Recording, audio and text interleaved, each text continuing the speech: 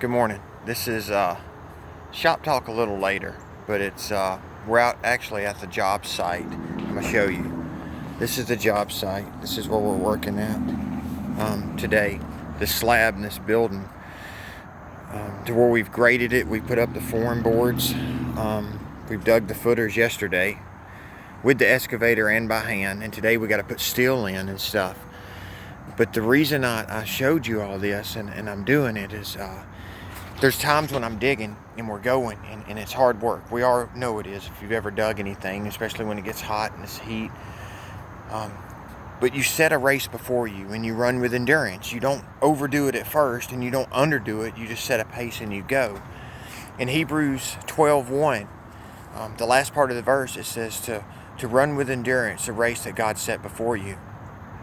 This Christian walk, what we do is a race of endurance. The more I learn daily on this world, the more I see, and the more it creates in my heart and in my spirit that something's about to happen. The reason I say this is this. We've had knowledge that Christ is going to return, that the world's going to get bad, that the New World Order will take over, that Satan's hand's in the world and in everything. The only way to decipher truth is through the Word of God and having open ears and open heart to things He says, not things the world says. The more I see this and the more I continue, I don't know it up here now, and there's only a small portion I do know. I know it here. I heard a woman say this on a testimony she gave about the rapture. She was saying that she not only knows it, but she feels it. See, that's the difference. We feel in our spirit that something's about to happen. We feel the end time's coming. We feel Christ's return is not only is each day that we go one day closer, but we feel it and in the process. This country's in a bad way right now. It is, and I don't see it getting any better. I honestly don't. I just don't. We have to be ready, and you can choose to listen or you can choose not to.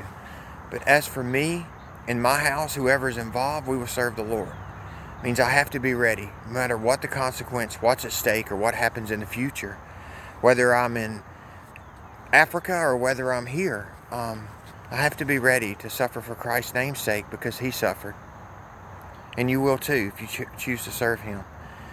When I build these forms, as far as when I'm working with the guys and we're putting them in the ground, the completed race is they're complete and whole.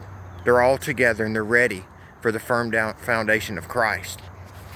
In the race we run, we have to have an open heart and an open mind to Jesus and His teachings. Let Him lay the foundation before us. We just got to run the race, man. When we fall, we get up. We love because He loves us. And we continue and we don't give up. When we get down, we surrender to Him and He finds ways to encourage us and love us. You have to be ready. And if I'm wrong about when Christ comes back, then there's a lot of people wrong. And then I've lived a tight life, one out of love and urgency to get His word out. And that's a good way to live. I love y'all. God bless you.